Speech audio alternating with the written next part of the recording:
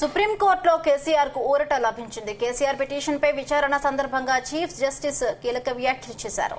Commission విచారణ పూర్తవక ముందే విద్యుత్ కమిషన్ చైర్మన్ ప్రెస్ మీట్ ఎలా పెడతారని సుప్రీంకోర్టు చీఫ్ జస్టిస్ చంద్రచూడ్ ప్రశ్నించారు. న్యాయమూర్తి న్యాయం చెప్పడమే కాకుండా నిష్పక్షపాతంగా కనపడాలన్నారు.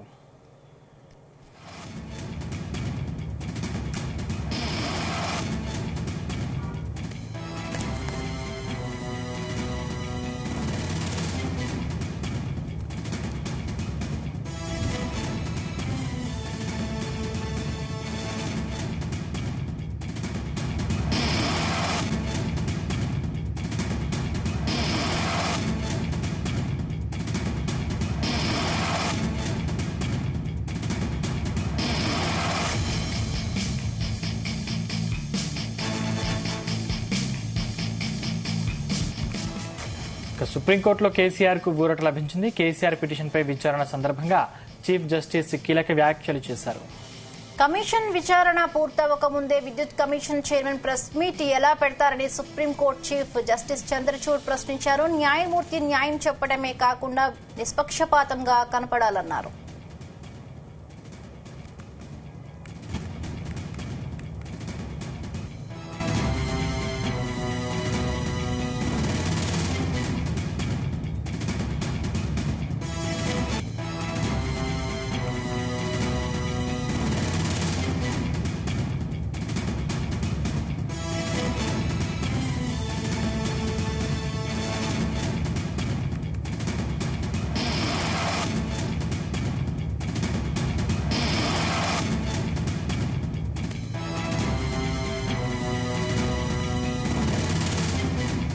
సుప్రీంకోర్టులో కేసీఆర్ కు ఊరట లభించింది. కేసీఆర్ పిటిషన్ పై విచారణ సందర్భంగా చీఫ్ జస్టిస్ కీలక వ్యాఖ్యలు చేశారు.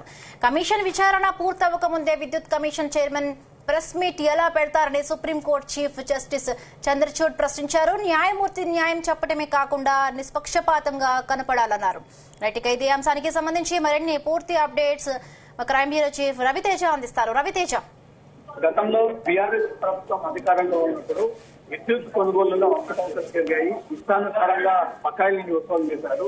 దీనిపై ఒక విచారణ కమిటీ వేసింది. ఆ కమిటీ నిజాలు తేల్చకుండానే ఒక మీడియా సమావేశాన్ని ఏర్పాటు చేసి గతంలో బీఆర్ఎస్ ప్రభుత్వం పూర్తి స్థాయిలో అవకతవకలకు పాల్పడిందని కూడా ఇచ్చినటువంటి స్టేట్మెంట్ మాజీ ముఖ్యమంత్రి కేసీఆర్ తప్పుపడుతూ ఏకంగా మొదట హైకోర్టు, ఆ తర్వాత సుప్రీంకోర్టుని ఆశ్రయించడంతో సుప్రీంకోర్టులో ఈరోజు కేసీఆర్ వేసినటువంటి పిటిషన్ విచారణకు వచ్చినట్టుగా ఇన్ఫర్మేషన్ అందుతోంది.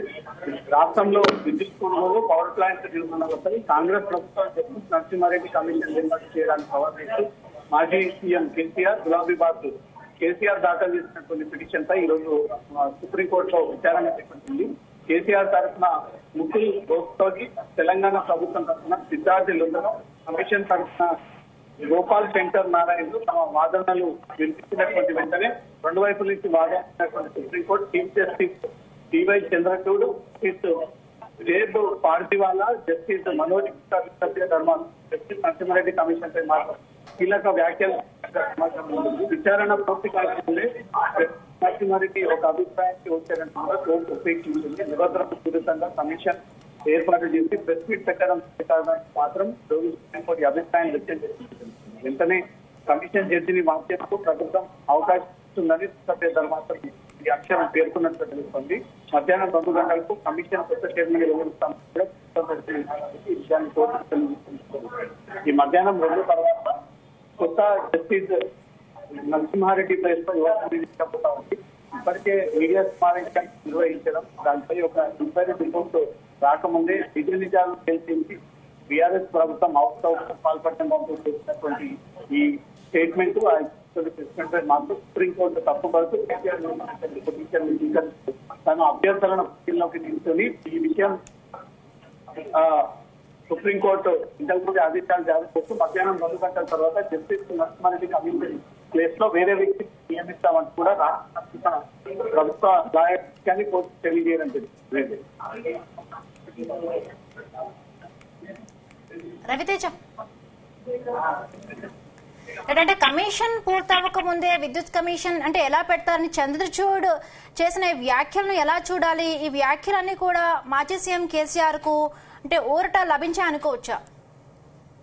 కోర్టులో కేసీఆర్ వేసినటువంటి పిటిషన్ తిరస్కరించడము, ఇమీడియట్ గా సుప్రీంకోర్టులో మాజీ సీఎం వేసినటువంటి పిటిషన్ ని ఈ రోజు విచారణ చేసిన తర్వాత విద్యుత్ కొనుగోలు అనే అంశం పైన ఒక నిజాలు తేల్చక ముందే, ఆ కమిటీ రిపోర్ట్ ఇవ్వకముందే ముందుగానే ప్రెస్ మీట్ పెట్టి నరసింహారెడ్డి కమిషన్ ఏ రకంగా ఆ విషయాలంతా కూడా వెల్లడిస్తా ఉంది. దాంట్లో కేసీఆర్ కి నోటీసులు ఇవ్వలేదు అంటూ కూడా కేసీఆర్ తరఫున న్యాయవాదులు, నోటీసులు అందజేస్తామంటూ కూడా కమిషన్ తరఫున న్యాయవాదులు, ఈ రెండు వైపుల నుంచి సుప్రీంకోర్టు వాదన విన్న తర్వాత కోర్టు ఒక అభిప్రాయానికి వచ్చి ఇమీడియట్ గా దీంట్లో కోర్టుకి నిబంధనలకు విరుద్ధంగా కమిషన్ చైర్మన్ ట్వీట్ పెట్టడం మాత్రం సరైనటువంటి అంశం కాదు. వెంటనే కమిషన్ జడ్జిని మార్చేందుకు ప్రభుత్వం అవకాశం ఇస్తామంటూ కూడా పుస్తక ధర్మాసనం పేర్కొనడంతో దీంతో మధ్యాహ్నం 2 గంటలకు కమిషన్ కొత్త చైర్మన్ ని వెల్లడిస్తామంటూ కూడా ప్రభుత్వం తరఫున న్యాయవాది కోర్టుకు తెలియజేసింది. 2 గంటల తర్వాత కమిషన్ చైర్మన్ ని ఎవరిని నియమించబోతా ఉన్నారు, ఏ హోదాలో ఉన్నటువంటి జడ్జిని పెట్టబోతా ఉన్నారు.